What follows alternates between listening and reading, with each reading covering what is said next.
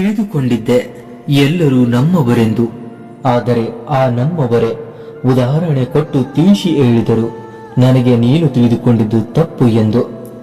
ಯಾರನ್ನಾದರೂ ಕಳೆದುಕೊಳ್ಳುವ ಮುಂಚೆ ಯೋಚನೆ ಮಾಡಿ, ಕಳೆದುಕೊಂಡ ಮೇಲೆ ಮತ್ತೊಮ್ಮೆ ಸೇರಲು ಮತ್ತೊಂದು ಜನ್ಮವಿಲ್ಲ.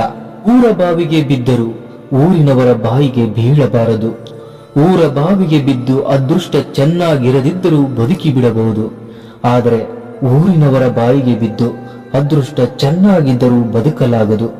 ನೆನಪಿರಲಿ, ಹರಿದ ಚಪ್ಪಲಿಯನ್ನು ಬೇಕಾದರೂ ನಂಬಬಹುದು, ನಾವು ಮನೆಗೆ ತಲುಪುವವರೆಗೂ ಜೊತೆಗೆ ಬರುತ್ತದೆ. ಆದರೆ ನೀನೇ ಎಲ್ಲ ಎಂದು ಕಿವಿಗೆ ಹೂ ಇಡುವವರನ್ನು ನಂಬಬಾರದು. ಸೀದಾ ಸ್ಮಶಾನಕ್ಕೆ ಕಳಿಸಿಕೊಟ್ಟು ಬಿಡುತ್ತಾರೆ. ಕತ್ತಲಾಗದೆ ನಕ್ಷತ್ರಗಳು ಕಾಣಲ್ಲ, ಕಷ್ಟವಿಲ್ಲದೆ ಜೀವನ ನಡೆಯಲ್ಲ.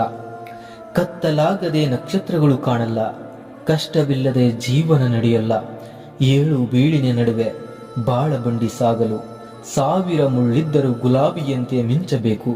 ಅದುವೇ ನಿಜವಾದ ಜೀವನ. ಎಷ್ಟೊಂದು ಸಲ ಅನ್ಕೋತೀನಿ ಅಳಬಾರದು ಅಂತ, ಆದರೆ ಮನಸ್ಸು ಕೇಳಲ್ಲ. ಕಣ್ಣುಗಳಲ್ಲಿ ನೀರು ಬಂದು ಬಿಡುತ್ತೆ. ಈ ಕಣ್ಣೀರಿಗೆ ಕಾರಣ ಬೇರೆ ಯಾರೂ ಇರಲ್ಲ ರೀ. ನಾವು ಯಾರನ್ನು ಅತಿಯಾಗಿ ನಂಬಿರ್ತೀವೋ ಮತ್ತು ನಮ್ಮ ಜೀವ ಅನ್ಕೊಂಡಿರ್ತೀವೋ ಅವರೇ ಕಾರಣವಾಗಿರುತ್ತಾರೆ. ಕೇಳಲು ಕೈಯಾದರೂ ಇದುವೇ ಸತ್ಯ ರೀ. ಕಾಣದ ಕೈಗಳಿಂದ ಸಾವಿರಾರು ಕುತಂತ್ರಗಳು ನಡೆದರೇನಂತೆ, ಕಾಣದ ಕೈಗಳಿಂದ ಸಾವಿರಾರು ಕುತಂತ್ರಗಳು ನಡೆದರೇನಂತೆ.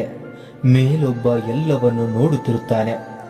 ನಿಮ್ಮ ಕಣ್ಣೀರಿನ ಎಲ್ಲ ಹನಿಗಳಿಗೆ ನ್ಯಾಯ ಅವನೊಬ್ಬನೇ ನೀಡುತ್ತಾನೆ. ಸರಿಯಾದ ನ್ಯಾಯ ಅವನೊಬ್ಬನೇ ನೀಡುತ್ತಾನೆ. ಹರೇ ಕೃಷ್ಣ. ರಾಧೇ ರಾಧೆ.